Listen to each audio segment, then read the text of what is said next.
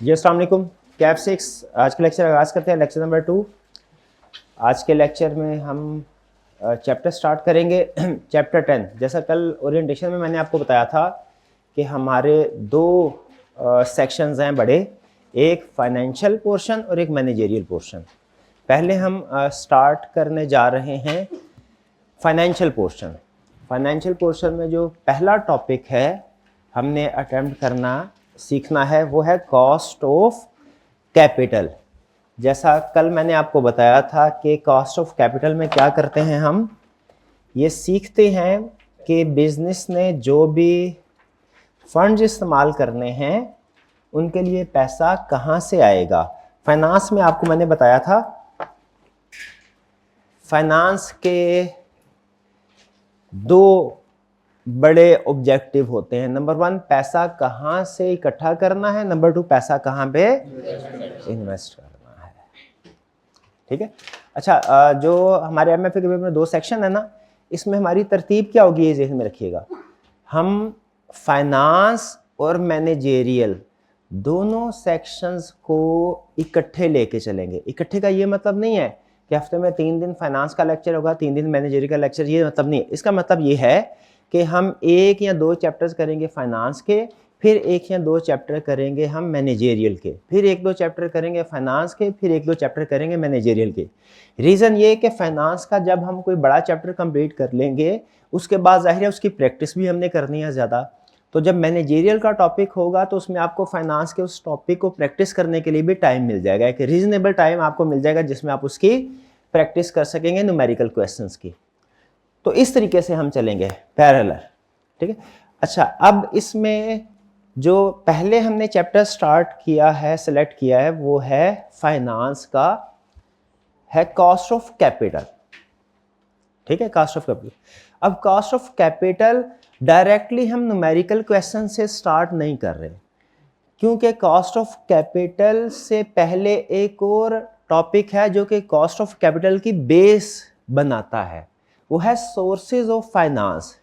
यानी पहले आपको पता चलेगा कि फाइनेंस के डिफरेंट सोर्सेज क्या है, कहाँ कहाँ से पैसा इकट्ठा कर सकते हैं, फिर उसके बाद ही आप इस काबिल होंगे ना कि हर सोर्स की अलग अलग कॉस्ट कैलकुलेट कर लें और फिर देख सके कि किस सोर्स की कॉस्ट मिनिमम है।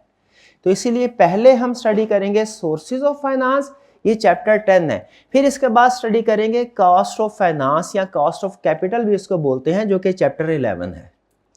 चैप्टर 10 हमारा थ्योरेटिकल है, कुछ जगहों पे 2-3 जगहों पे इसकी कैलकुलेशन आएगी। ठीक है, और वो कैलकुलेशन में हम प्रैक्टिस थोड़ी सी ज्यादा करेंगे।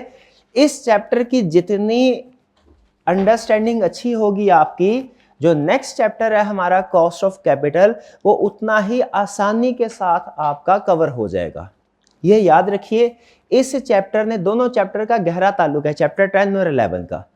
चैप्टर 10 आपको थ्योरेटिकल कंसेप्ट समझाएगा और इन्हीं थ्योरेटिकल कंसेप्ट्स की एप्लीकेशन आप जाके सीखेंगे चैप्टर 11 में।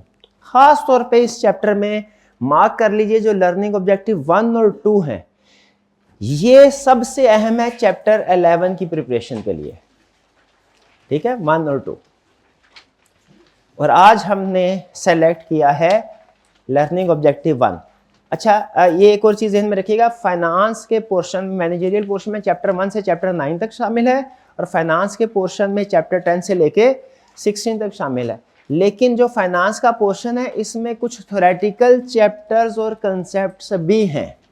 फाइनेंस के पोर्शन में कुछ थ्योरेटिकल कंसेप्ट्स और चैप्टर्स भी हैं। ये थ्योरेटिकल कंसेप्ट्स और चैप्टर 3 तरह से अहम है हमारे लिए। नंबर 1, अच्छा, इसमें से कोई बड़ा क्वेश्चन, न्यूमेरिकल क्वेश्चन नहीं आएगा इन थ्योरेटिकल वाले चैप्टर्स या कंसेप्ट में से, लेकिन 3 तरह से क्यों अहम है। पहले नंबर पे इसमें से एमसीक्यू टेस्ट हो सकता है। दूसरे नंबर पे इसमें शॉर्ट फॉर्म, छोटा एक थ्योरेटिकल क्वेश्चन सेट हो सकता है 3-4 नंबर का। कल हमने लेटेस्ट पेपर में से देखा था कि एक छोटा क्वेश्चन भी थ्योरेटिकल था, उस पर्पस के लिए। और तीसरा और बड़ा पर्पस है कि ये जो चैप्टर या कंसेप्ट है ना, थ्योरेटिकल फाइनेंस वाले पोर्शन में है लेकिन थ्योरेटिकल है, ये आपके न्यूमेरिकल कंसेप्ट्स की बेस बनाते हैं। ठीक है, तो इसको आपने यूं नहीं समझना कि ये लेस इंपॉर्टेंट है, नहीं, ऐसा नहीं करना। ठीक है, अकाउंटिंग में भी ऐसा होता है ना कि आपको कुछ थ्योरेटिकल कंसेप्ट भी पढ़ने पड़ते हैं अकाउंटिंग में, शायद वो कुछ बाज़ औक़ात वो थ्योरी भी पूछ लेता है, और ना भी पूछे तो वो कंसेप्ट्स आपके न्यूमेरिकल क्वेश्चन में भी इन्वॉल्व होते हैं, यूज होते हैं। तो इसीलिए चैप्टर हम पहले स्टार्ट कर रहे हैं फाइनेंस का पोर्शन।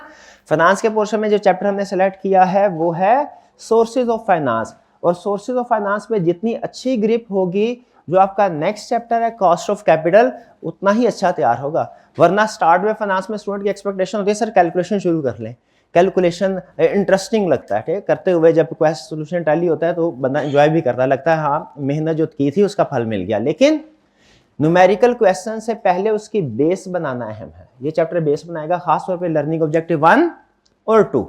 क्लियर ये चीज? ये चैप्टर सिखा क्या रहा है? टाइटल है इसका सोर्सेज ऑफ फाइनेंस। फाइनेंस भी कह सकते हैं, कैपिटल भी कह सकते हैं। क्योंकि आपने अभी तक अकाउंटिंग ज्यादा पढ़ी हुई है तो आप लफ्ज कैपिटल के साथ कंफर्टेबल होंगे, ठीक है। तो इसको बहरहाल हम फाइनेंस में फाइनेंस भी बोलते हैं और कैपिटल। जो फाइनेंस मैनेजर होते हैं ना, वो लफ्ज कैपिटल को इतना पसंद नहीं करते, हालांकि मतलब तकरीबन एक ही होता है। वो कैपिटल की बजाय लफ्ज क्या पसंद करते हैं? फाइनेंस, मतलब है। तो सोर्सेज ऑफ फाइनेंस कह लें या सोर्सेज ऑफ कैपिटल कह लें, मतलब क्या बता रहा है? वो ये बता रहा है कि आपने अपने बिजनेस के लिए कैपिटल इकट्ठा करना है, पैसे इकट्ठा करना है, कहां कहां से पैसे इकट्ठे होंगे। सबसे बड़े सोर्सेज दो हैं, और भी सोर्सेज हैं। सबसे बड़े सोर्सेज जो हैं किसी भी बिजनेस के लिए पैसा इकट्ठा करने के लिए, वो क्या हैं? वो दो सोर्स। कौन कौन से? शेयर्स और डेट्स, यानी कैपिटल और लोन। कैपिटल और लोन। क्योंकि अब हम इस बड़े लेवल पे फाइनेंस सीख रहे हैं, कंपनी लेवल पे, तो हम कैपिटल की बजाय बोलेंगे शेयर कैपिटल, और लोन की बजाय ज्यादा बेहतर है हम बोलें डिबेंचर्स, बॉन्ड्स वगैरह, ठीक है, या बैंक लोन। तो ये दो बड़े कंपोनेंट्स हैं कैपिटल के, शेयर्स और डेट। ये कंसेप्ट समझ आया आपको? बाकी डिफरेंट सोर्सेज हैं पहले, लेकिन हम मोर देन 60% कंसेप्ट हमारे इन दो लर्निंग ऑब्जेक्टिव में कवर होंगे। इनको हमने समझना है अच्छे तरीके से। इनमें से आज जो हमने सेलेक्ट किया है वो है शेयर्स, कल इंशाल्लाह हम कवर करेंगे डेट का, ठीक है। अच्छा, ये जो बुक है इसका फॉर्मेट आपने जहन में रखना है। इसको हमने कैसे स्ट्रक्चर किया है? हर चैप्टर का नाम और कंसेप्ट वही है जो आईकैप की बुक में है, यानी आईकैप का चैप्टर 10 और हमारा चैप्टर 10 सेम है, वही कंसेप्ट्स हैं। कंसेप्ट्स की तरतीब हो सकता है डिफरेंट हो, कुछ क्वेश्चंस हो सकता है हमने एक्स्ट्रा इसमें ऐड किए हों, ठीक है, और कुछ थोड़ा हमने इसको सिंप्लीफाई करने की कोशिश की होगी ताकि आसानी से रीअरेंज हो जाए, सिंप्लीफाई हो जाए। वरना ओवरऑल कंसेप्ट्स सारे वही होंगे जो आईकैप की बुक में जी। तो अगर आपने क्या करना है, आज घर जाके एक काम जरूर करना है। जब आप क्लास में लेक्चर ले लें, घर जाके आपने इसको प्रिपेयर करना है। जब पढ़ना है ना, तो जब लर्निंग ऑब्जेक्टिव 1 इन नोट्स में से आप पढ़ लें, तो आपने एक दफा रीडिंग जरूर करनी है आईकैप की बुक से भी, ये देखने के लिए कि क्या सारे कंसेप्ट्स कवर हो गए, कोई रह तो नहीं गया। ये रीडिंग आपने लाजमी करनी है, ऑप्शनल नहीं कह रहा, क्या है, रीडिंग लाजमी करनी है। इससे और कुछ भी नहीं ना, आपकी रिवीजन हो जाएगी। याद यहीं से करना है, सिर्फ एक दफा रीडिंग करनी है। उस एक दफा रीडिंग करने का मकसद ये नहीं है कि कंसेप्ट अंडरस्टैंड करना है, वो तो आप क्लास में या यहां से पढ़ के अंडरस्टैंड कर लेंगे इंशाल्लाह। मकसद ये भी नहीं है कि आईकैप की बुक को पढ़ने का मकसद क्या आपने उसको याद करना है। याद भी आप इसी बुक से करेंगे, जो भी जितना भी याद करना होगा। मकसद क्या है आईकैप की बुक रीड करने का? ये इंश्योर करना कि कहीं कोई कंसेप्ट रह तो नहीं गया, ठीक है। और पढ़ना, ये काम करना जरूर है आपने, क्योंकि मुझे पता है इसका इनडायरेक्टली एक दूसरा बेनिफिट भी होगा, क्या? आपकी सेकंड रिवीजन भी हो जाएगी। पढ़ते पढ़ते कंसेप्ट तो वही, अल्फाज थोड़े डिफरेंट है, तो ये जरूर करना। तो स्टार्ट करते हैं हम अपने पहले कंसेप्ट से, जो है शेयर्स। शेयर्स के बारे में अभी तक आपने शायद कुछ दूसरे सब्जेक्ट्स में भी पढ़ा होगा, ऐसा ही है? क्या कोई स्टूडेंट बता सकता है कि अभी तक आपका क्या नॉलेज है शेयर्स के बारे में? कोई स्टूडेंट बता सके शेयर्स क्या होते हैं? कोई अभी तक कभी सुना है शेयर कैपिटल? जी, कंपनी का जो कैपिटल होता है वो सब डिवाइडेड होता है छोटे पार्ट्स में। कंपनी का जो एक टोटल कैपिटल होता है, देखिए कंपनी की मर्जी नहीं है किसी भी कंपनी की कि वो जितना मर्जी कैपिटल इशू कर दे, उसे रेगुलेटर से इजाजत लेनी पड़ती है। और रेगुलेटर उसे बताते हैं कि आप मैक्सिमम इतना कैपिटल इशू कर सकते हैं, वो रजिस्ट्रेशन करवानी पड़ती है एससीसीपी के पास, रजिस्ट्रार के पास। तो फर्ज कीजिए अगर एक कंपनी का जो ऑथोराइज शेयर कैपिटल है, ऑथोराइज शेयर कैपिटल का मतलब जो उसने एससीसीपी रजिस्ट्रार के पास रजिस्टर करवाया है, वो है टोटल 10 मिलियन। वो कितना है टोटल? 10 मिलियन। इसका मतलब क्या है? इसका मतलब यह है कि पाकिस्तान में कंपनीज का जो रेगुलेटर है उसने ये बोला है कि कंपनी आप मैक्सिमम ये 10 मिलियन रुपीस का शेयर कैपिटल इशू कर सकते हैं, 10 मिलियन का। ठीक है। अच्छा, अब स्टैंडर्डाइजेशन के लिए इस टोटल शेयर कैपिटल को सब डिवाइड किया जाता है स्मॉलर पार्ट्स में। यानी इस 10 मिलियन को हो सकता है 1 मिलियन शेयर्स में, 1 मिलियन शेयर्स में सब डिवाइड किया जाए। और एक शेयर की वैल्यू कितनी रखनी पड़ेगी? 10 रुपए ऑफ रुपीज 10 ईच।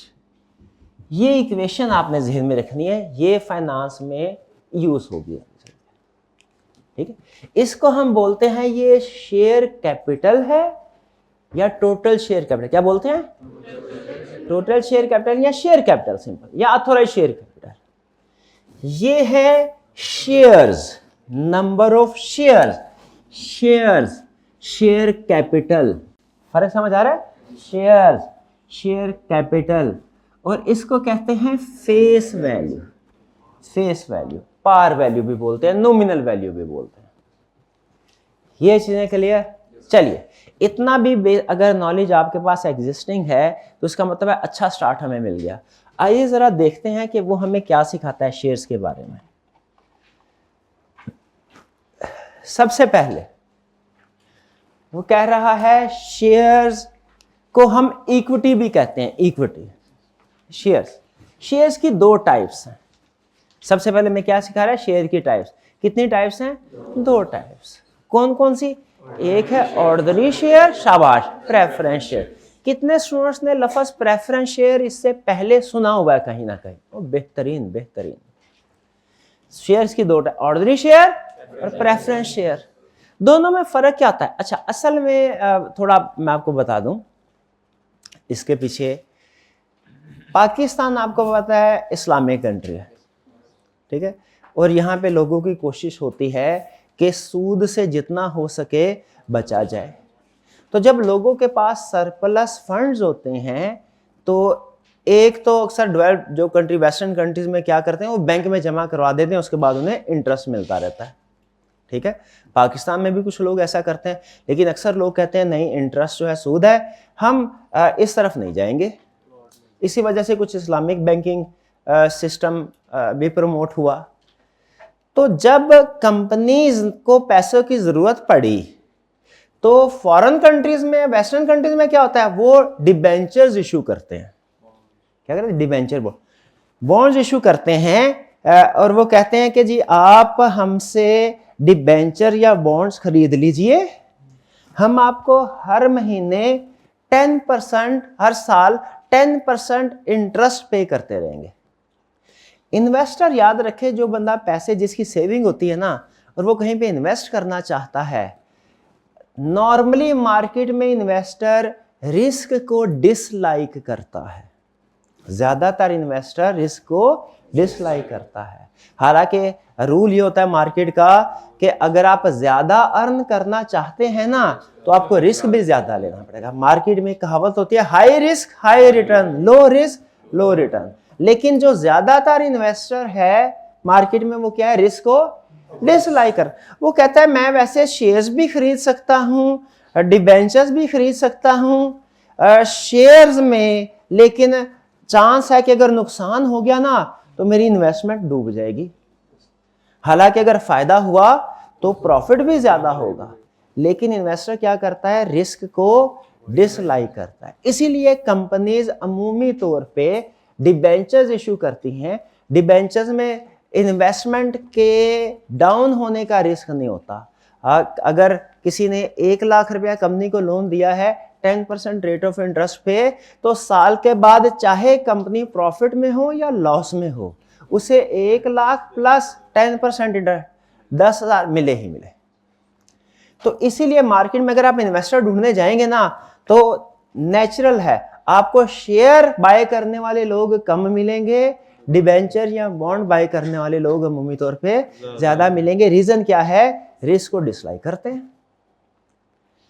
ठीक है, फॉरेन कंट्रीज में तो ऐसे, वेस्टर्न कंट्रीज में ऐसे होता है। पाकिस्तान में अब जो इन्वेस्टर है उसको एक प्रॉब्लम फेस करना पड़ी। क्या? वो बाकी दुनिया की तरह पाकिस्तानी इन्वेस्टर भी रिस्क को डिसलाइक करता है, लेकिन वो साथ ही साथ इंटरेस्ट को भी डिसलाइक करता है। तो कंपनीज के लिए एक बड़ी यूनिक सी प्रॉब्लम पाकिस्तान में उन्होंने फेस की कि हम पैसे इकट्ठे करना चाहते हैं, शेयर इशू करें, इन्वेस्टर खरीदता नहीं, उसमें रिस्क ज्यादा है, हालांकि रिटर्न का चांस भी ज्यादा है लेकिन रिस्क भी ज्यादा है। और अगर बॉन्ड इशू करें तो वो कहते हैं ठीक है रिस्क तो खत्म हो गया लेकिन अब इसमें सूद आ गया, सूद से भी बचना। तो फिर उन्होंने दरमियानी रास्ता निकाला। अब आपको पता है जिसको जरूरत इजाद की माँ है, तो जरूरत ही पैसों की, तो उन्होंने एक इजाद किया फर्दर इंस्ट्रूमेंट जिसे नाम रखा उन्होंने प्रेफरेंस शेयर्स। जो पुराना जो नॉर्मल शेयर होता था उसका नाम रख दिया उन्होंने ऑर्डिनरी शेयर या इक्विटी शेयर्स, और जो नई कैटेगरी निकाली इसको क्या नाम दिया? Preference share. अब इसमें अगर आप देखेंगे ना, इसकी अरेंजमेंट वैसी ही है जैसी डिबेंचर की है, काम करने का तरीकाकार सारा वैसा ही है, सिर्फ नाम बदल दिया। नाम बदल दिया तो हमने कहा अच्छा ये डिबेंचर तो नहीं है, मैंने कहा डिबेंचर नहीं है, ये शेयर्स ही हैं। कंपनी ने बोला शेयर्स ही हैं। मैंने कहा अच्छा इसमें तो हमारे पैसे डूब जाया करेंगे। कंपनी ने कहा नहीं नहीं, हमें चाहे प्रॉफिट हो चाहे लॉस हो, आपको हर साल हमने 10% rate of dividend, rate of interest नहीं, रेट ऑफ डिविडेंड आपको पे करते रहे। ये याद रखिएगा, रेट ऑफ डिविडेंड मैंने बोला है, क्या रेट ऑफ इंटरेस्ट नहीं बोला। कॉमन सेंस की बात, चाहे फिक्स्ड है फिक्स लेकिन है डिविडेंड, इंटरेस्ट नहीं है। इसको बोलना क्या है हमने? डिविडेंड। क्लियर हुई ये बात? तो इस कैटेगरी को क्या नाम दिया? Preference share. तो इसका मतलब ये हुआ अगर कंपनी को कोई सुपर प्रॉफिट होता है किसी साल, तो एक जगह पे 2 लोग बैठे हैं, ऑर्डिनरी शेयर होल्डर भी प्रेफरेंस शेयर होल्डर भी, कौन खुश होगा? ऑर्डिनरी। और अगर कंपनी को लॉस हुआ तो फिर कौन खुश हो? Preference share. सैड कौन होगा? ऑर्डिनरी, क्योंकि प्रॉफिट या लॉस जाएगा ऑर्डिनरी शेयर होल्डर को। प्रेफरेंस शेयर होल्डर याद रखे वर्क करेगा एग्जैक्टली उसी वे में जिस वे में डिबेंचर या बॉन्ड भी उसको कहते हैं वो वर्क करता है। ठीक है, लेकिन फर्क सिर्फ यह है कि इसको डिबेंचर नहीं प्रेफरेंस शेयर बोलेंगे, और होगा ये भी फिक्स। यहां तक बात समझ आ गई? तो पहली चीज जो उसने, पहला कंसेप्ट हमें बताया, वो उसने ये बताया कि शेयर्स की 2 टाइप्स हैं, ordinary share holder, preference share holder.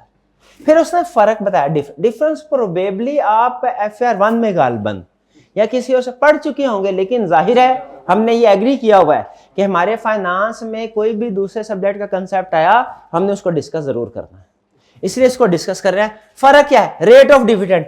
Ordinary share holder में क्या होगा? वेरिएबल हो, कभी कम कभी ज्यादा। और प्रेफरेंस शेयर्स में क्या होगा? फिक्स्ड होगा। 6% हो सकता है, 8% हो सकता है, 10% हो सकता है, कोई भी परसेंटेज हो सकती है। डन, ये क्लियर हो गया? चलिए इसके साथ ना रेट ऑफ डिविडेंड के साथ एस्टेरिक मार्क कर दीजिए, एस्टेरिक मार्क कर दें। ठीक है, ये बहुत ही अहम कंसेप्ट है, ये आगे कैलकुलेशन में, न्यूमेरिकल क्वेश्चन में ये कंसेप्ट यूज होगा कि ऑर्डिनरी शेयर में रेट ऑफ डिविडेंड वेरिएबल है, कभी कम कभी ज्यादा, प्रेफरेंस शेयर में फिक्स्ड है।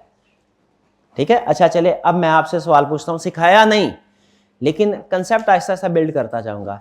एक क्वेश्चन है उसमें ऑर्डिनरी शेयर्स भी इन्वॉल्व है, प्रेफरेंस शेयर भी इन्वॉल्व है, कुछ कैलकुलेशन करनी है दोनों की।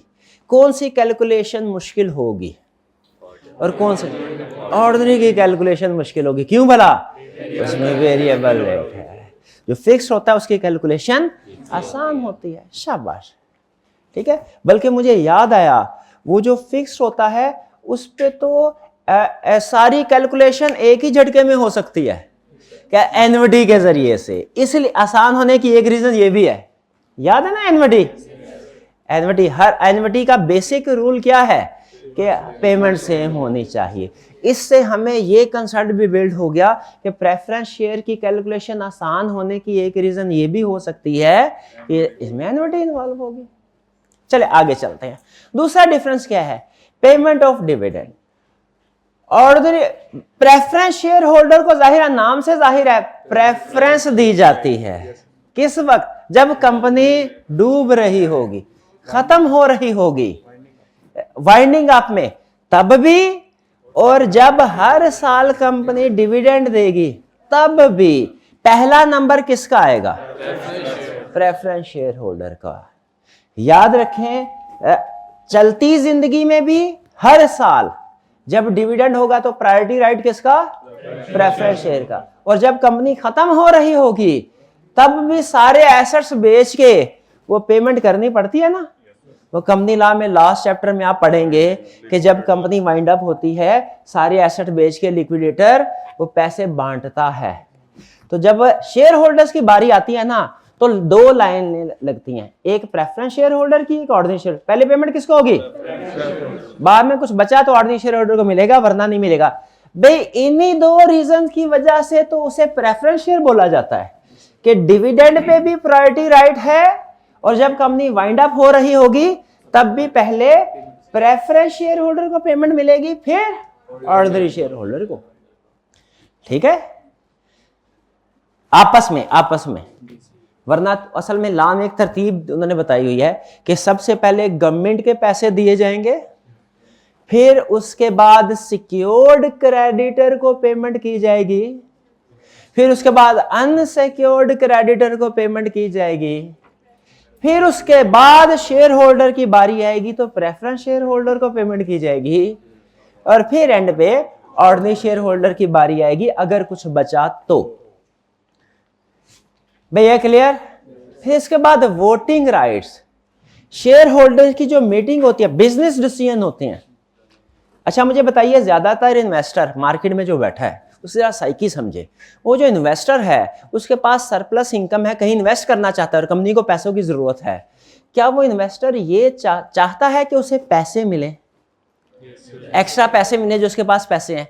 क्या वो ये चाहता है कि उसकी इन्वेस्टमेंट सिक्योर हो, रिस्क? क्या वो ये चाहता है कि वो बिजनेस में डिसीजन मेकिंग भी करे? इन्वेस्टर ये चाहता है कि वो बिजनेस करे, कि वो चाहता है कि पैसिव इनकम जनरेट होती रहे। पैसिव इनकम का मतलब क्या? कि मैं जहां पे नौकरी कर रहा हूं वहां पे करता रहूं, सेविंग मेरी जो है उससे मैं कंपनी में कहीं किसी का इन्वेस्टमेंट करूं, मुझे हर महीने हर साल इंटरेस्ट आता या कोई इनकम आते रहे। इन्वेस्टर याद रखे, फिर जब उसे हम एक्स्ट्रा पैसे देते हैं ना, प्रायोरिटी राइट, तो उसे बोलते हैं भैया तेरे से हमने लिए हैं पैसे, तुम अमीर तो हो लेकिन लाजमी नहीं तुम अक्लमंद भी हो, तो ऐसा करो तुम हमें पैसे दो, हम तुम्हें हर साल इसका डिविडेंड पे करते रहेंगे, लेकिन जो कंपनी की मीटिंग्स होंगी ना जिसमें फैसले करने होंगे, कौन सी प्रोडक्ट लॉन्च करें, कौन सी डिसकंटिन्यू करें वगैरह वगैरह, वो फैसले प्रेफरेंस शेयर होल्डर वाला नहीं करेगा, ऑर्डिनरी शेयर होल्डर वाला करेगा। प्रेफरेंस शेयर होल्डर वाला कहता है ठीक है सर, मुझे इससे फर्क भी कोई नहीं पड़ता, बल्कि अच्छा है, मेरे ऊपर आप कोई जिम्मेदारी नहीं लगा रहे, मुझे तो सिर्फ इससे गर्ज है, मैंने जो इन्वेस्टमेंट किया है ना प्रेफरेंस, उसमें मुझे रिटर्न मिल रहा है कि नहीं मिल रहा। तो जो ऑर्डिनरी शेयर होल्डर होता है इसके पास वोटिंग राइट्स हैं। वोटिंग राइट्स का मतलब ये कंपनी की मीटिंग्स में डिसीजन मेकिंग में इन्वॉल्व होता है, लेकिन जो प्रेफरेंस शेयर होल्डर होता है ये कंपनी की डिसीजन मेकिंग में इन्वॉल्व नहीं होता। यानी ये दो इसके लिए समझ लीजिए प्लस पॉइंट है और ये इसके लिए नेगेटिव है, लेकिन नेट इफेक्ट इसका प्लस ही होता है, इसलिए इसे प्रेफरेंस शेयर होल्डर बोलते हैं। कुछ समझ आई? चलिए, सबसे अहम कंसेप्ट इसमें हमने, बाकी चाहे सारी चीजें भूल जाएं, सबसे अहम चीज क्या हमने समझी? यहां तक चेक पॉइंट पहला। कोई क्वेश्चन पूछना चाहते हो पूछ ले। जी जी। इसमें जो हमने इंटरेस्ट की बात की थी, मतलब इंटरेस्ट को कवर करने के लिए उसके मुकाबले हमने प्रेफरेंस शेयर होल्डर। जी बिल्कुल ऐसे ही है सर उसमें इंटरेस्ट में भी तो हमें एक फिक्स अमाउंट मिलती है, नाम तो चाहे हम इसका इंटरेस्ट रखें या प्रेफरेंस डिविडेंड रखें, बात तो फिर भी वही आएगी। हाँ देखिए उन्होंने कहा सर बात तो वही है, आपने अभी बताया डिबेंचर्स के ऊपर फिक्स इंटरेस्ट मिलता है और प्रेफरेंस शेयर के ऊपर फिक्स डिविडेंड मिलता है, बात तो फिर वही आ गई। लॉजिकली देखे तो बात वही आ गई, लेकिन ज़मीर मुतमिन हो जाता है। अगर मैं आपसे कहूँगा ना भाई ये सूद पकड़ ले, अगर ना ना ना सर नहीं नहीं सूद नहीं, और फिर अगर हम कहेंगे नहीं ये प्रॉफिट है 6% प्रॉफिट है, तो आपको भी चाहे अंदर से पता हो कि गड़बड़ है, लेकिन आप कहेंगे नहीं अब ठीक है, अब ठीक है। वो किसी को रिश्वत देते हैं तो ये थोड़ी कहते हैं ये ले रिश्वत के पैसे, क्या कहते हैं चाय पानी मिठाई है। सुनने में अच्छा लगता है, सुनने में ठीक। चलिए आगे चलते हैं। फीचर ऑफ शेयर, शेयर के फीचर्स क्या हैं? शेयर के फीचर्स क्या हैं? इसमें जो पहले दो फीचर्स हैं इनके साथ स्टारिक मार्क लगाइए, 1 और 2 के साथ। क्यों स्टारिक मार्क लगवाया? इंपॉर्टेंट। क्यों इंपॉर्टेंट है? आगे कॉस्ट ऑफ कैपिटल चैप्टर 11 में यूज होंगे। ये सुनिए ये क्या कहता है। पहला, शेयर होल्डर्स को 2 तरह का रिटर्न मिलता है। शेयर होल्डर को 2 तरह का रिटर्न मिलता है। ये टेस्ला का ओनर कौन है? इसका नाम क्या है? इलॉन मस्क, शाबाश। और एप्पल का फाउंडर कौन था? ये आपको पता होना चाहिए, एंटरप्रेन्योर का स्टीव जॉब्स। और माइक्रोसॉफ्ट ऑफिस का बिल गेट्स। स्टीव जॉब्स जब शेयर होल्डर्स की मीटिंग होती थी ना, तो उसमें एक बात कहा करता था।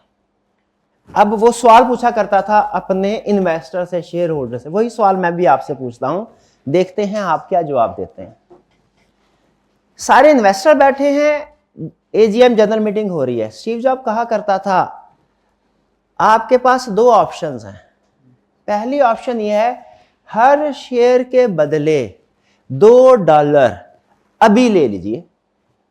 हर शेयर के बदले मैं आपको डिविडेंड देता हूं, हर शेयर के बदले $2 अभी ले लीजिए।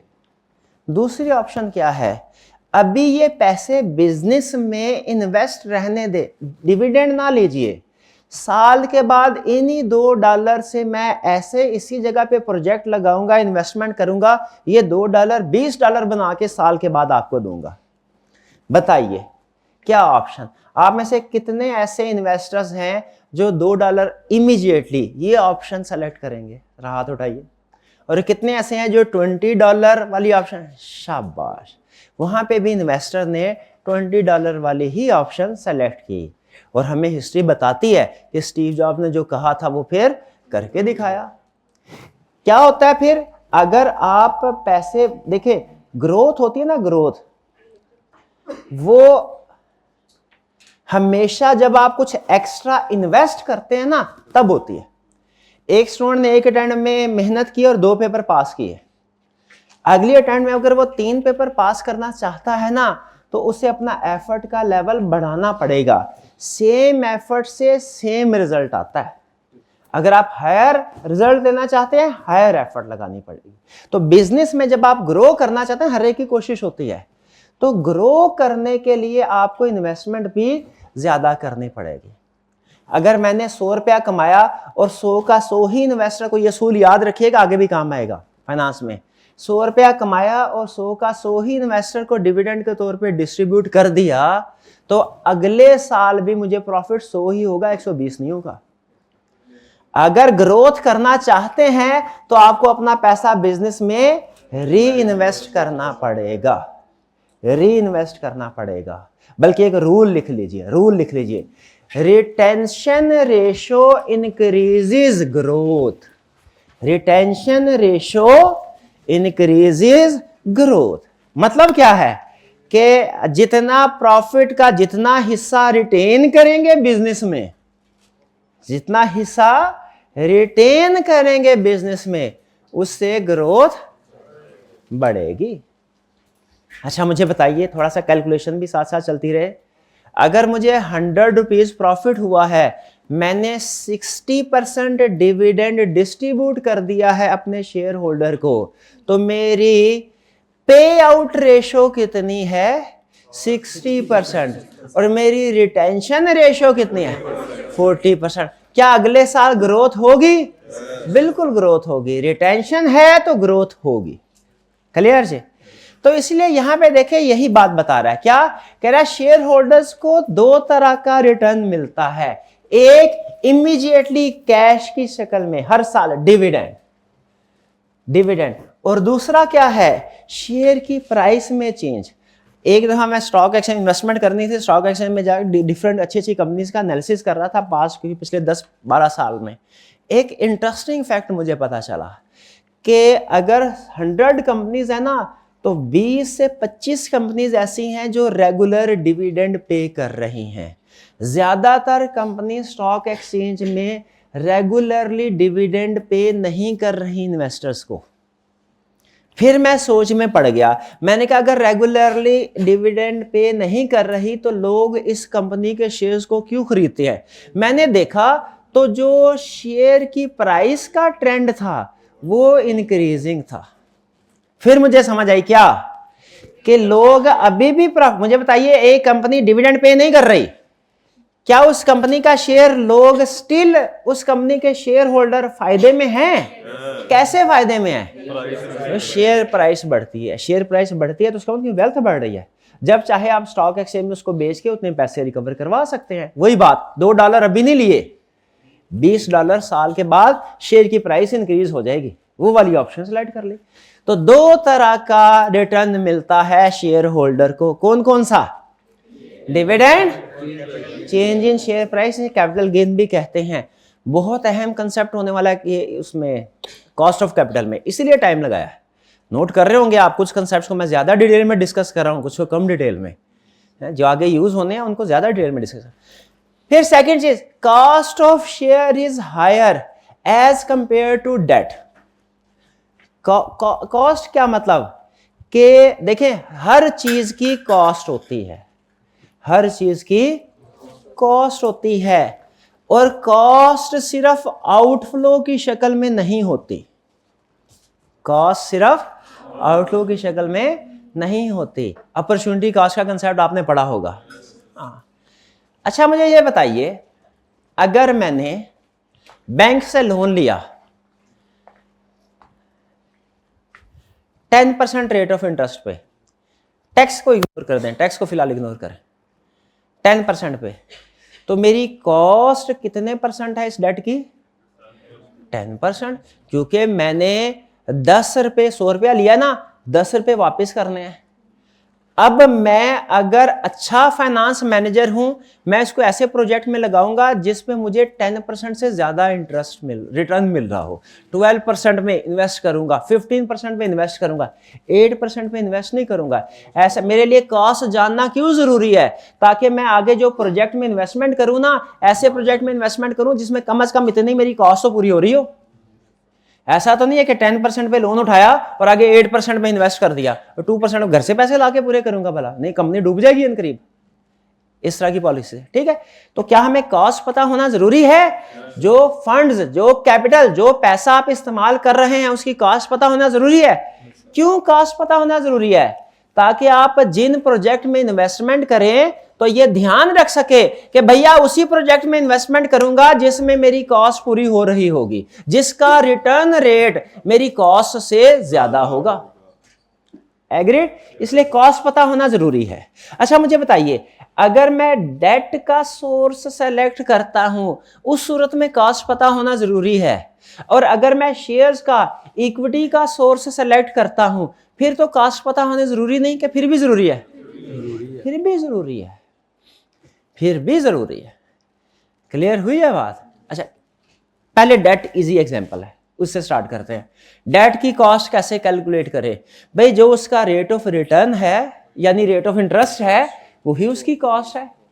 10% पे उठाया, इसका मतलब मुझे साल के बाद 110 रुपये वापस करने हैं, तो मुझे अगले प्रोजेक्ट में ऐसे लगाना है जहां 10% से ज्यादा रिटर्न मिले। क्वेश्चन मेरा ये है, अब सुनिए जरा, ये शायद आपके लिए ट्विस्टिंग चीज हो। लोन लेता हूं बैंक से, इसकी मुझे कॉस्ट पड़ेगी, ऐसा ही है। वो कॉस्ट क्या है? जो मैंने इंटरेस्ट देना है। लेकिन अगर यही पैसे मैं शेयर्स इशू करके लेता हूं, तो शेयर्स के केस में तो रूल ये होता है, प्रॉफिट हुआ है तो डिविडेंड दे, प्रॉफिट नहीं हुआ तो डिविडेंड ना दे। तो अगर प्रॉफिट नहीं हुआ तो मैं डिविडेंड नहीं दूंगा। क्या मैं ये कह सकता हूं कि शेयर कैपिटल की कॉस्ट 0 है? हाँ, इसका जवाब है नहीं। शेयर्स की भी कॉस्ट होती है, शेयर्स की भी कॉस्ट होती है। रीजन क्या है? सुने, क्या आपने एक कंपनी में इन्वेस्ट किया 1 लाख, साल के बाद उस कंपनी ने कहा प्रॉफिट कोई नहीं हुआ, 1 लाख रुपया आपका वैसे का वैसे ही है, क्या आप अगले नेक्स्ट ईयर के लिए उसी कंपनी में दोबारा इन्वेस्ट करेंगे? नहीं करें। क्यों नहीं करेंगे? आप कहेंगे भाई यही मैं बैंक में जमा करवाता ना तो मुझे फर्ज करें 12% रेट ऑफ इंटरेस्ट मिल जाता, मैंने कहा नहीं सूद से बचना है तो इधर इन्वेस्ट करता हूं मैं कंपनी में, लेकिन कम से कम 12 ना सही 11% मिल जाता, 10, 9, 8 कुछ ना कुछ तो मिलता। याद रखें, हर शेयर होल्डर आपके लिए कंपनी, आप कंपनी में है, CFO CEO हैं, आपके लिए शेयर होल्डर को डिविडेंड देना बाय लॉ रिक्वायर्ड नहीं है। लोन के केस में बाय लॉ रिक्वायर्ड होता है इंटरेस्ट देना, इसलिए उसकी कॉस्ट तो समझ आ जाती है। शेयर के केस में बाय लॉ रिक्वायर्ड नहीं है कि आपने उन्हें कुछ पेमेंट करनी है, लेकिन प्रैक्टिकली कंस्ट्रक्टिव ऑब्लिगेशन होती है हर फाइनेंस मैनेजर पे कि जो शेयर होल्डर की एक्सपेक्टेशन है उसको मीट करे। क्योंकि अगर शेयर होल्डर की एक्सपेक्टेशन को मीट ना किया तो शेयर होल्डर पैसा वापस निकाल लेंगे, कंपनी डूब जाएगी। इसलिए लीगल ऑब्लिगेशन नहीं भी होती, उसके बावजूद भी कंस्ट्रक्टिव ऑब्लिगेशन होती है कि आपने शेयर होल्डर की एक्सपेक्टेशन को मीट करना है। नहीं करेंगे तो आपने खुद बताया सर साल बाद नहीं मिलेगा हमें, तो पैसे वापस ले जाएंगे। ठीक है, ठीक है।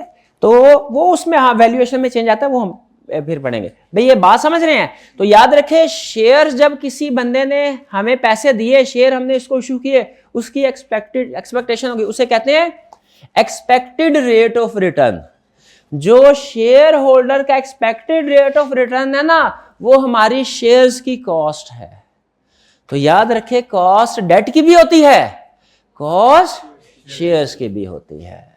ठीक है, अब यहां पे क्या कह रहा है? कॉस्ट ऑफ शेयर कह रहा है normally cost of share, share की कॉस्ट हाई है डेट की कॉस्ट से। यानी अगर इंटरेस्टिंग बात सुने, शेयर्स की कॉस्ट हाई है, बैंक से लोन लेते हैं उसकी कॉस्ट कम है। रीजन बताइए क्यों?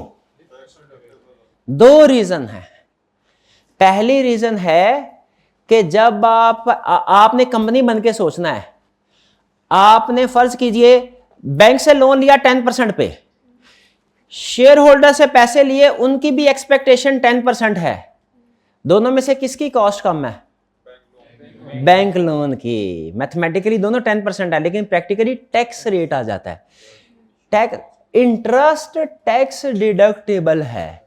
इसका मतलब ये हुआ इंटरेस्ट आपका एक्सपेंस के तौर पे माना जाता है, उसकी वजह से आपका प्रॉफिट कम होता है। प्रॉफिट कम होता है तो टैक्स भी कम देना पड़ता है।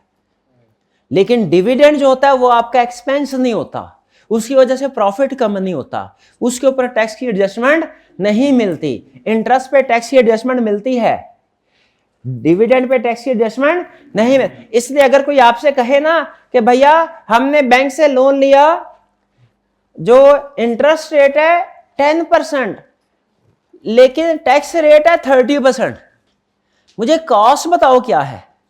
तो कॉस्ट 10% नहीं होगी, कॉस्ट क्या होगी? 7%। क्यों? बैंक को तो 10% इंटरेस्ट दे रहे हैं, वो आपका एक्सपेंस रिकॉर्ड होगा, उससे आपका टैक्स प्रॉफिट कम होगा, आपको वहां से बेनिफिट मिल जाएगा। ठीक है, इसे कहते हैं आफ्टर टैक्स। तो डेट की जो कॉस्ट होती है ना, वो आफ्टर टैक्स एडजस्टमेंट होती है, वो हमेशा कम होती है। एक रीजन ये, भाई समझ आ रही है, थोड़ी सी मुश्किल रीजन है। इंटरेस्ट एक्सपेंस है, उससे प्रॉफिट कम होगा, टैक्स कम देना पड़ेगा। इसीलिए जब कभी आपने डेट की कॉस्ट कैलकुलेट करनी है, टैक्स एडजस्टमेंट करनी है, रूल लिख लीजिए यहां पे, cost of debt is always calculated after tax.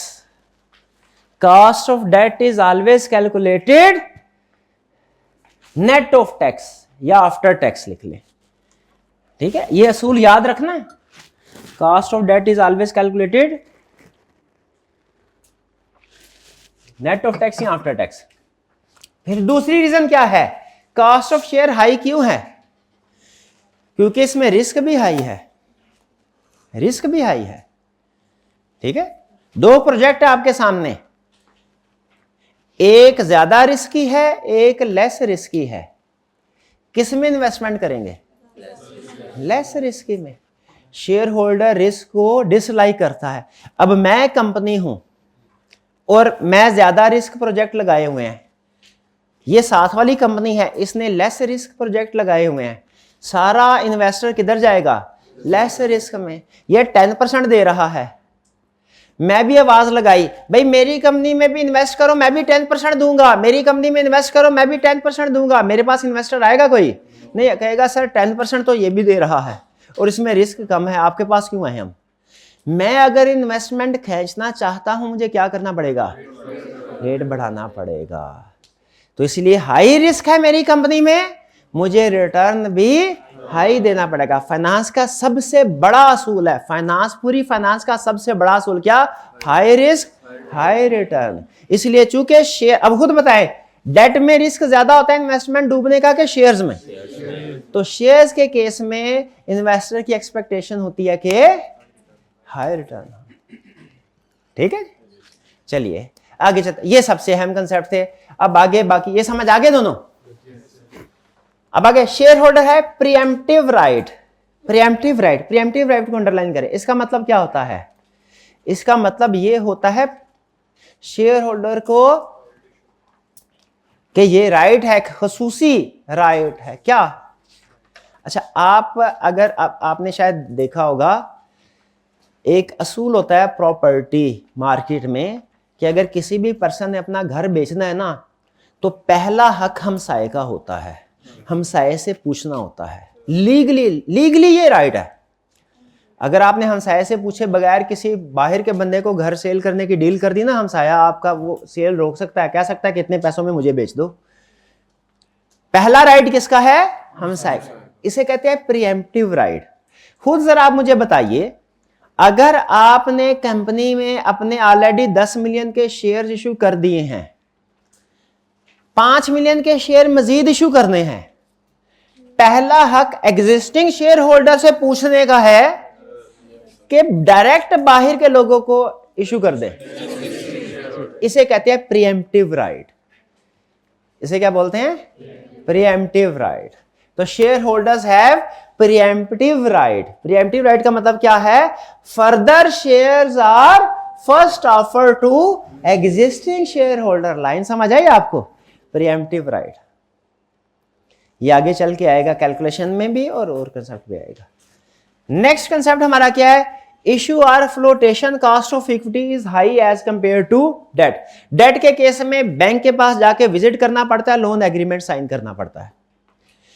लेकिन आप कैफ 7 कंपनी लॉ में कंसेप्ट पढ़ेंगे क्या कि जब शेयर इशू करने होते हैं, अप्रूवल लेनी पड़ती है, प्रोस्पेक्टस इशू करने पड़ते हैं, ब्रोकर वगैरह इन्वॉल्व होते हैं, उसमें अंडरराइटर होते हैं और बैंकर्स आते हैं, और बड़ा लंबा चौड़ा लीगल प्रोसेस होता है जिसकी कॉस्ट भी ज्यादा होती है। इसलिए शेयर्स इशू करना एक कॉस्टली है option debt as compare to debt. भाई ये फीचर समझ आ गए सारे? एक दफा जरा फीचर्स को पढ़ ले, खास तौर पे पहले दो वाले। ठीक है, ओके है तो मुझे बताइए, आगे चलते हैं। ये हमारा दूसरा चेक पॉइंट है।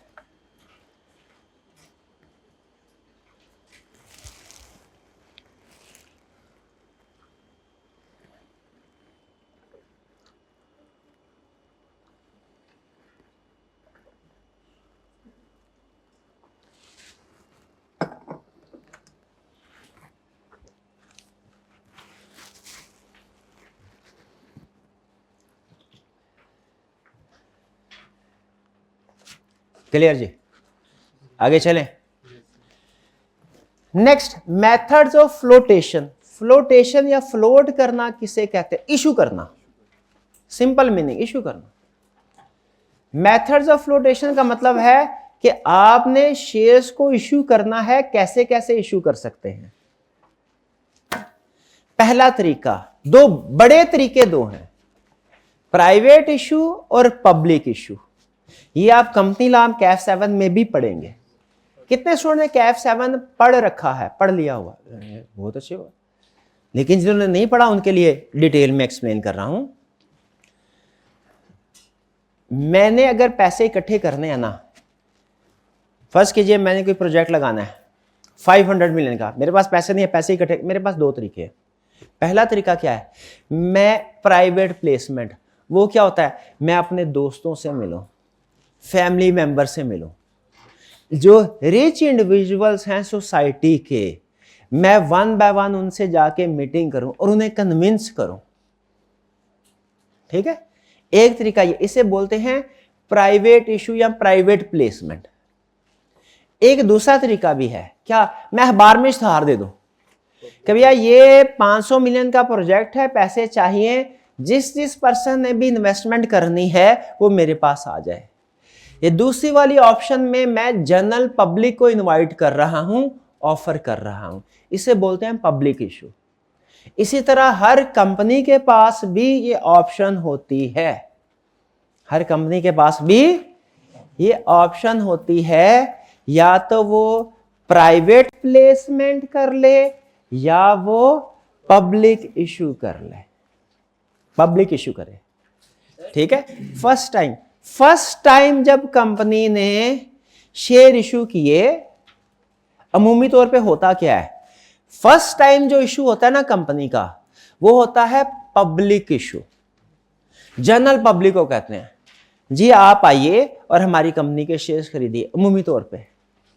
लेकिन सेकंड टाइम जब शेयर इशू करने होते हैं ना, तो फिर जनरल पब्लिक को नहीं इनवाइट किया जाता, फिर क्या किया जाता है? एग्जिस्टिंग शेयर होल्डर से ही पूछा जाता है, प्रीएम्प्टिव राइट। वो फिर आपका पब्लिक इशू नहीं होता, वो क्या होता है? Private placement. हाँ, अगर एग्जिस्टिंग शेयर होल्डर कह दें हमारे पास पैसे नहीं है, फिर आप जनरल पब्लिक को इनवाइट कर सकते हैं, लेकिन पहले किससे पूछना है? एग्जिस्टिंग से। तो दो मेथड हो गए इशू करने के। एक मेथड कौन सा? पब्लिक प्राइवेट प्लेसमेंट, दूसरा पब्लिक इशू। अब ये केस टू केस वेरी करता है, किसी सिचुएशन में पब्लिक इशू किया जाता है, किसी में प्राइवेट इशू। अभी हम इसके ऊपर डिस्कशन नहीं कर रहे कि कौन सा वाला कब सूटेबल, अभी हम ये डिस्कशन कर रहे हैं कि दो तरीके हैं। एग्रीड? पब्लिक इशू में पब्लिक इन्वॉल्व होती है और private issue one by one बड़े बड़े इन्वेस्टर से फेस टू फेस मीटिंग करके उन्हें कन्विंस करते हैं। असल में पब्लिक इशू करने का प्रोसेस लेंथी होता है, उसमें लीगल रिक्वायरमेंट्स भी आ जाती हैं, और प्राइवेट प्लेसमेंट निस्बतन आसान है। यही बता रहा है प्राइवेट प्लेसमेंट क्या है? Shares are not offered to general public, rather they are offered to specific investor, usually institution through brokers. वो स्पेसिफिक इन्वेस्टर्स को ऑफर किए जाते हैं। वो इन्वेस्टर कोई रिच इंडिविजुअल भी हो सकते हैं, वो कोई कंपनी इंस्टीट्यूशन भी हो सकते हैं, जैसे इन्वेस्टमेंट बैंक्स। बाज़ औक़ात बैंक भी इन्वेस्टमेंट करते हैं। वो कभी आप टीवी पे देखे, वो आपने एड चलती होती थी, पता नहीं चलती कि नहीं, HBL की, जहां ख्वाब वहां HBL। वो जहां ख्वाब क्या होता था? बेसिकली प्रोजेक्ट होता था। आपने देखा होगा एडवर्टीजमेंट में वो दिखाते थे कि एक पर्सन है, वो कोई प्रोजेक्ट के ऊपर काम कर रहा है और फिर उसे पैसों की जरूरत पड़ी है, वो बैंक के पास गया है। तो बैंकर्स भी इन्वेस्टमेंट करते हैं, इसीलिए उसने इंडिविजुअल्स भी और साथ में मेंशन क्या किया है? इंस्टीट्यूशन भी हो सकते हैं थ्रू ब्रोकर। ब्रोकर होता है मिडल मैन। देखिए, हर चीज के मिडल मैन होते हैं। आपने चाहे पंखा बेचना हो, AC बेचना हो, किताब बेचनी हो, कोई बिल्डिंग कुछ भी काम करना हो ना, दरमियान में मिडल मैन जरूर होते हैं। तो हमने जब ये फाइनेंस रेज करना होता है, इसमें भी मिडल मैन होते हैं, इनको कहते हैं ब्रोकर्स।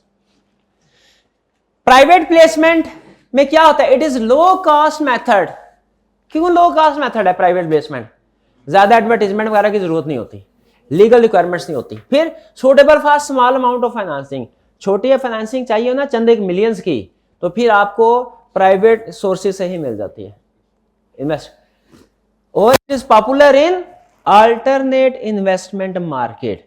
ये अल्टरनेट इन्वेस्टमेंट मार्केट में पॉपुलर है। अल्टरनेट इन्वेस्टमेंट मार्केट क्या होती है पहले बताइए? मेन इन्वेस्टमेंट मार्केट कौन सी है वाला? Stock exchange. शाबाश, बेहतरीन बेहतरीन। लेकिन स्टॉक एक्सचेंज में, अच्छा ये अल्टरनेट इन्वेस्टमेंट मार्केट का कंसेप्ट पाकिस्तान का नहीं यूके का है, लेकिन बहरहाल एक्सप्लेन कर देता हूं, शायद कल को पाकिस्तान में भी आ जाए। स्टॉक एक्सचेंज में कंपनीज शेयर इशू करती हैं और उन्हें पैसे मिलते हैं, ऐसा ही होता है।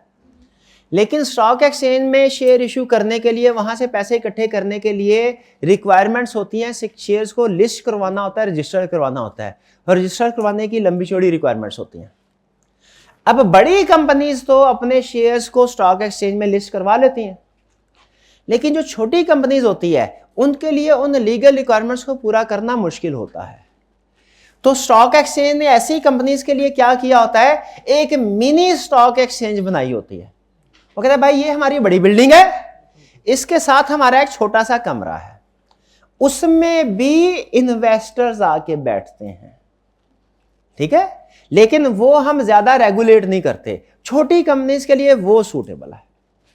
तो जो बड़ी बड़ी कंपनीज है वो स्टॉक एक्सचेंज में जाती हैं, जनरल पब्लिक को शेयर इशू करती हैं, और जो छोटी कंपनीज हैं वो स्टॉक एक्सचेंज की बजाय अल्टरनेट इन्वेस्टमेंट मार्केट में जाती हैं। वहां या 1-to-1 मीटिंग करेंगी अपने फ्रेंड एंड फैमिली मेंबर से या बैंकर्स वगैरह से, प्राइवेट सोर्सेज से। क्लियर आ गई ये बात समझ? अल्टरनेट इन्वेस्टमेंट मार्केट समझ आ गया आपको? हाँ जी, ठीक है। फिर कह रहे हैं एडवांटेजेस ऑफ प्लेसिंग, यानी प्राइवेट प्लेसमेंट के क्या एडवांटेजेस हैं? ये advantages as oppose to public issue है। क्विकर है। क्यों क्विकर है? लीगल रिक्वायरमेंट ज्यादा फॉलो नहीं करनी पड़ती। चीपर है। क्यों? ब्रोकर का कमीशन, हाँ वो ज्यादा, चूंकि प्रोसेस लेंथी नहीं है, लीगल रिक्वायरमेंट्स नहीं है, कॉस्ट भी कम है, और less disclosure of information. Public issue करें आपको प्रोस्पेक्टस इशू करना पड़ता है। प्रोस्पेक्टस में कंपनी की सारी इंफॉर्मेशन डिस्क्लोज करना पड़ती है, लॉ में लिखा हुआ है ये चीजें डिस्क्लोज करो। प्राइवेट इशू में ये चीजें डिस्क्लोज करने की जरूरत नहीं होती। डिसएडवांटेज क्या है प्लेसिंग के? Shares are restricted to institutional investor who may get control of company. आप देखें, एक चीज ध्यान में रखिएगा, अगर आपने कभी पैसों की जरूरत हुई ना, और आपके पास दो ऑप्शन है, नंबर 1 10 मिलियन सारे का सारा एक बंदे से ले ले, नंबर 2 10 लोगों से 1-1 मिलियन ले, तो फर्स्ट थॉट आपके जहन में आएगी 10 मिलियन एक ही बंदे से ले लेते हैं, आसानी। ये काम नहीं करना, ये काम, बल्कि 10 लोगों से 1-1 मिलियन लेना है। क्यों? कल कला को कोई तंग करे ना अगर, तो आप उसे कहो भाई ये तुम्हारे पैसे 1 मिलियन पकड़ो, ज्यादा फर्क नहीं पड़ेगा। लेकिन अगर एक ही इन्वेस्टर के पास ज्यादा होल्डिंग आ जाए ना, वो आपको तंग कर सकता है, डिस्टर्ब कर सकता है। ऐसी बहुत सी प्रैक्टिकल एग्जांपल्स हैं। तो अगर प्राइवेट प्लेसमेंट कर, पब्लिक इशू करेंगे ना, आपके शेयर होल्डर छोटे बहुत से होंगे, लेकिन सारे छोटे छोटे होंगे, कोई आपको आके धमकी नहीं दे सकेगा, इन्फ्लुएंस नहीं कर सकेगा। लेकिन प्राइवेट प्लेसमेंट में 1-2 बड़े बड़े इंस्टीट्यूशनल इन्वेस्टर्स हैं, शुरू में आपने अपनी आसानी देख ली, एक ही दिन में सारे पैसे मिल जाएंगे, लेकिन बाद में वो एक इन्वेस्टर आपको प्रेशराइज कर सकता है, और अगर उसने आपसे पैसे वापस मांग लिए तो आप अदा करने के मुश्किल है कि अदा करने के काबिल हो। तो इसीलिए ये डिसएडवांटेज समझ आ गया।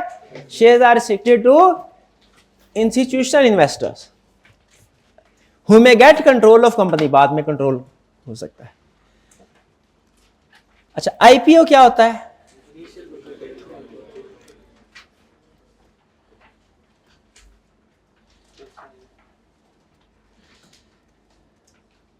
Initial public offering.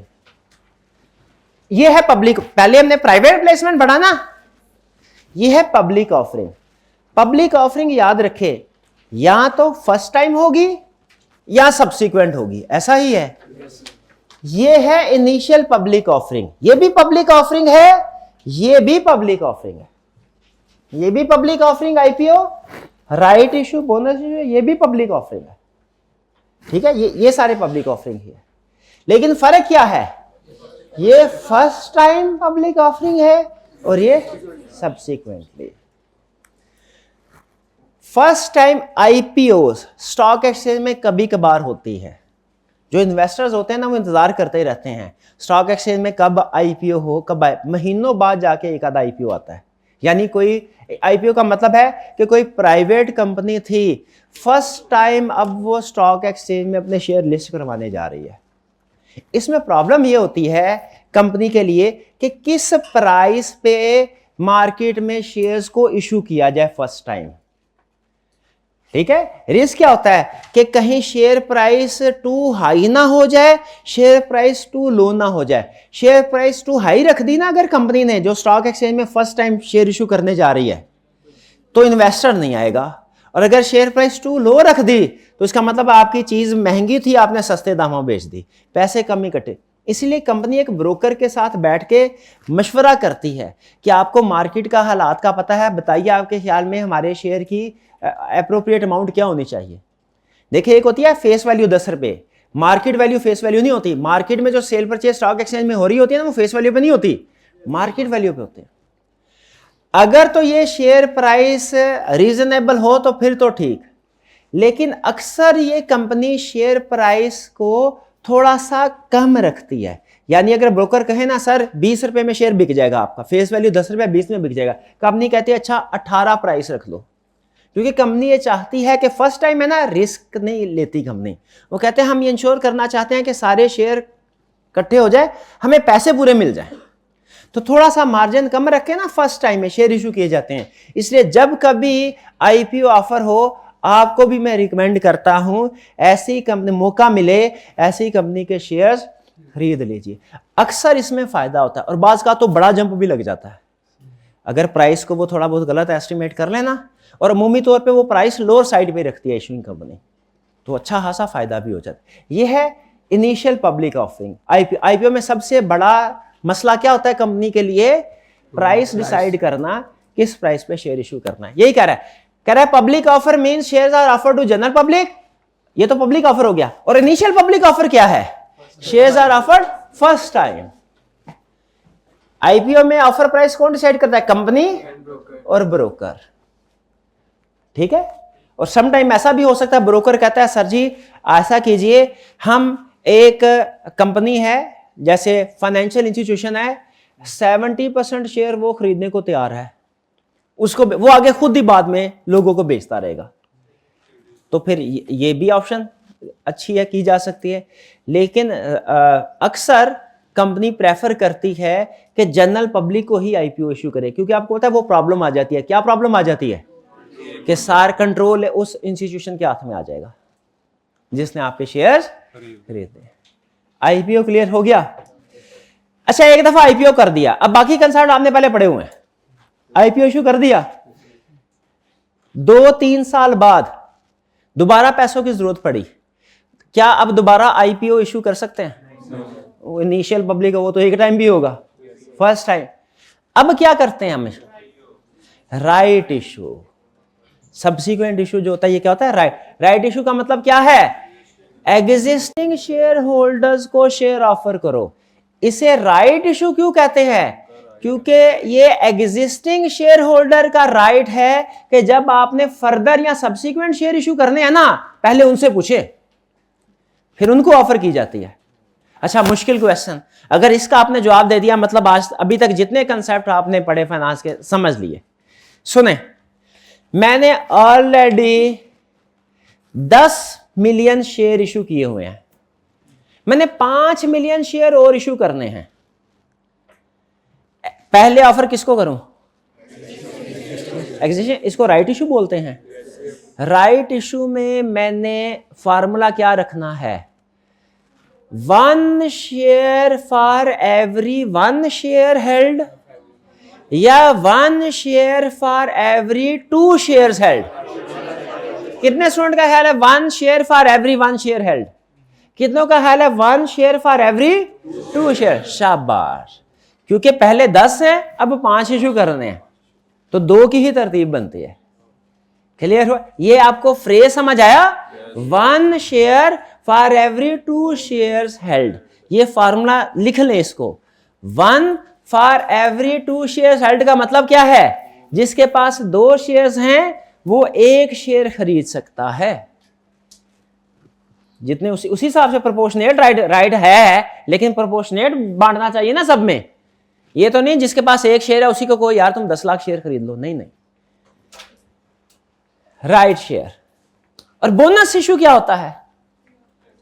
Bonus issue होता है जब कंपनी फ्री में शेयर इशू करता है। फ्री में कंपनी फ्री में शेयर क्यों इशू करेगी?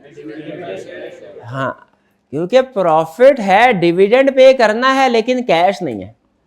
क्या ऐसा हो सकता है प्रॉफिट तो हो लेकिन कैश ना हो? अगर आपने बेतहाशा क्रेडिट सेल की होगी ना तो प्रॉफिट तो होगा, कैश नहीं होगा। ऐसी सिचुएशन में फिर अगर डिस्ट्रीब्यूट करना हो प्रॉफिट तो कैसे किया जाता है? Bonus share. तो मुझे बताइए राइट इशू और बोनस इशू में क्या फर्क आया? राइट इशू, अच्छा मुझे बताइए, फिर मैं सवाल पूछता हूं जवाब आप देंगे। किस में कैश इन्वॉल्व होता है और किस में कैश पे नहीं किया जाता? बोनस इशू में। शाबाश। अच्छा, किस में कंपनी के एसेट्स इंक्रीज होंगे? राइट इशू में, क्योंकि राइट इशू में कंपनी इशू करेगी तो बदले में कैश मिलेगा। बिल्कुल ठीक। लास्ट एक छोटा सा कंसेप्ट है इंट्रोडक्शन। आईपीओ में और इंट्रोडक्शन में फर्क है। आईपीओ में कंपनी फर्स्ट टाइम इशू करती है, इंट्रोडक्शन में ऑलरेडी शेयर इशू किए जाते हैं, उसे रजिस्टर्ड स्टॉक एक्सचेंज में करवाया जाता है। उन्हें क्या करवाया जाता है? रजिस्टर्ड स्टॉक एक्सचेंज में करवाया जाता है। यह छोटी सी एग्जांपल, ये भाई टीए भी दरवाजा खोल के रूम में दाखिल हुए हैं, ठीक है, रूम में दाखिल हुए ये, और मैंने इनसे कहा भाई ये देखो हमारे टीए आ रहे हैं। ये एक कंसेप्ट किया। दूसरा कंसेप्ट क्या है? ये भाई बैठे हैं और ये भाई इनके साथ ऑलरेडी बैठे हैं क्लास में ही, और मैं इनका तारुफ करवा रहा हूं, भाई ये भी मेरे स्टूडेंट हैं। अब ये देखें दोनों में वो इनके साथ तारुफ हो गया उनका, लेकिन क्या दोनों कंसेप्ट सेम है या फर्क है? फर्क है। अगर ऑलरेडी आपने शेयर इशू नहीं किए, फर्स्ट टाइम शेयर इशू कर रहे हैं, न्यू टाइम है, first time entry stock exchange, वो आईपीओ है। और ऑलरेडी शेयर इशू किए हुए हैं लेकिन पहले वो स्टॉक एक्सचेंज पे नहीं थे, अब सिर्फ उनको स्टॉक एक्सचेंज में इंट्रोड्यूस करवा रहे हैं, ये क्या होगा? इंट्रोडक्शन। समझ रहे हैं? यानी आसान अकाउंटिंग में समझ लीजिए कि आईपीओ में कंपनी का शेयर कैपिटल बढ़ता है, इंट्रोडक्शन में कंपनी का शेयर कैपिटल बढ़ता नहीं है, उसका सिर्फ स्टेटस चेंज हो जाता है, वो अनलिस्टेड से लिस्टेड हो जाता है। अब फ्यूचर में उसकी मार्केटेबिलिटी बढ़ गई, आसानी से सेल भाई समझ आया? क्विकली सबसे पहले क्विक रिवीजन करते हैं। सबसे पहले मुझे बताया शेयर की कितनी टाइप्स हैं? 2। कौन कौन सी? Ordinary share, preference share. Main features क्या है फाइनेंस के पॉइंट ऑफ व्यू से सिर्फ बताइए। रेट ऑफ डिविडेंड प्रेफरेंस में फिक्स है और ऑर्डिनरी शेयर में वेरी करता है। और फिर इसके अलावा रिटर्न 2 तरह का होता है शेयर के ऊपर, एक डिविडेंड, एक कैपिटल गेन। शेयर को जो इशू करना है फ्लोट, इसके डिफरेंट मेथड है। बड़े मेथड कौन कौन से हैं? 2 सबसे बड़े, प्राइवेट प्लेसमेंट और पब्लिक ऑफरिंग।